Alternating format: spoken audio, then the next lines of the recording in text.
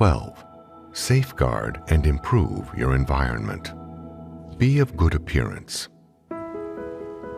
It sometimes does not occur to some individuals, as they do not have to spend their days looking at themselves, that they form part of the scenery and appearance of others. And some do not realize that they are judged by others on the basis of their appearance. While clothes can be expensive, soap and the other tools of self-care are not that hard to obtain. The techniques are sometimes difficult to dig up, but can be evolved.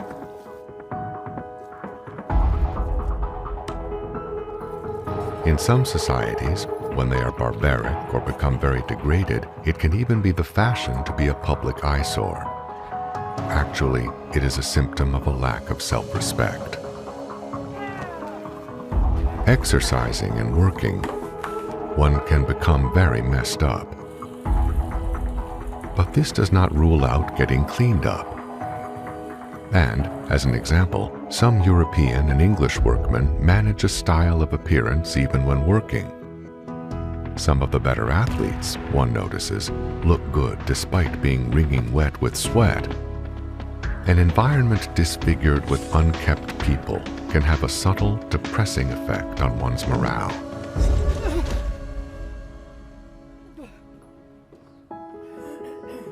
Encourage people around you to look good by complimenting them when they do, or even gently helping them with their problems when they don't. It could improve their self-regard and their morale as well. Take care of your own area. When people mess up their own possessions and area, it can slop over into your own. When people seem to be incapable of caring for their own things and places, it is a symptom of their feeling that they don't really belong there and don't really own their own things. When young, the things they were given had too many cautions and strings attached, or were taken away from them by brothers, sisters, or parents. And they possibly did not feel welcome.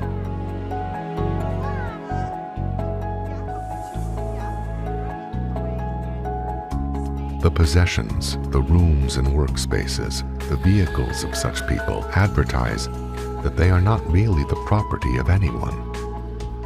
Worse, a sort of rage against possessions can sometimes be seen. Vandalism is a manifestation of it. The house or car nobody owns is soon ruined.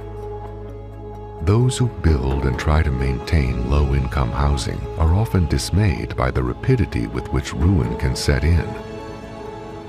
The poor, by definition, own little or nothing. Harassed in various ways, they also come to feel they do not belong.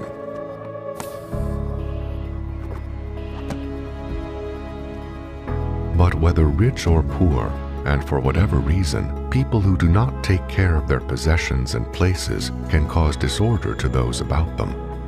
I am sure you can think of such instances.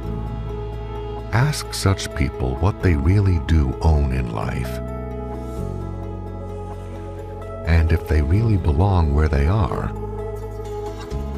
and you will receive some surprising answers, and help them a great deal too. The skill of organizing possessions and places can be taught. It can come as a new idea to someone that an item, when picked up and used, should be put back in the same place so it can be found again. Some spend half their time just looking for things. A little time spent getting organized can pay off in speeded work. It is not the waste of time some believe. To protect your own possessions and places, get others to take care of theirs.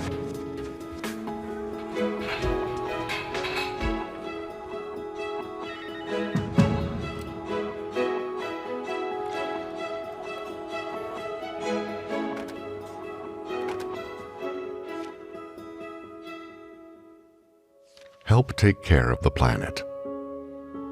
The idea that one has a share in the planet and that one can and should help care for it may seem very large and, to some, quite beyond reality. But today, what happens on the other side of the world, even so far away, can affect what happens in your own home.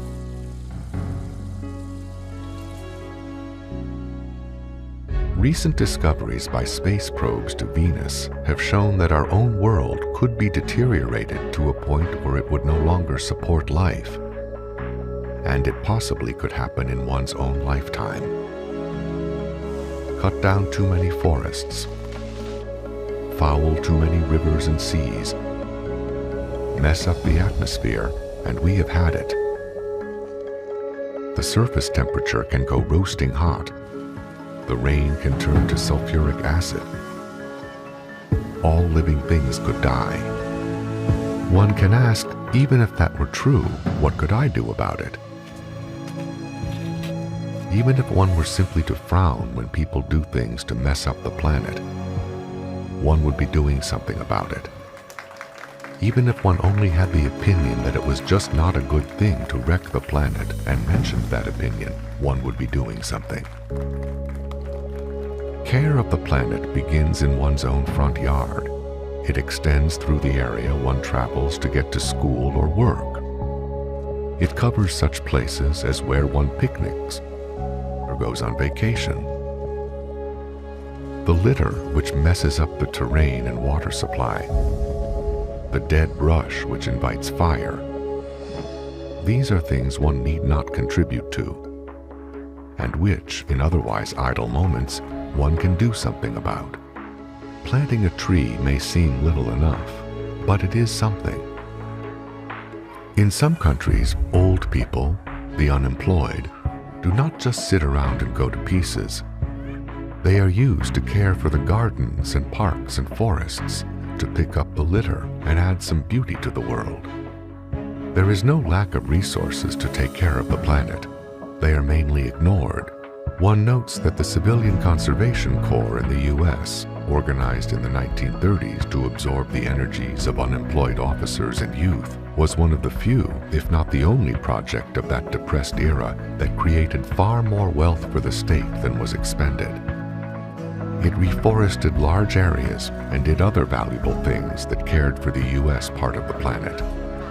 One notes that the CCC no longer exists.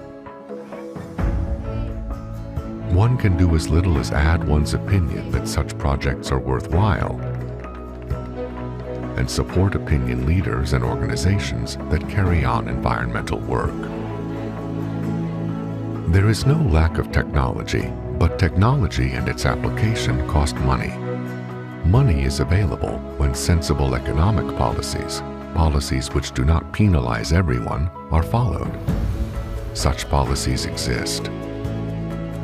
There are many things one can do to help take care of the planet. They begin with the idea that one should. They progress with suggesting to others they should. Man has gotten up to the potential of destroying the planet. He must be pushed on up to the capability and actions of saving it. It is, after all, what we're standing on. If others do not help safeguard and improve the environment, the way to happiness could have no roadbed to travel on at all.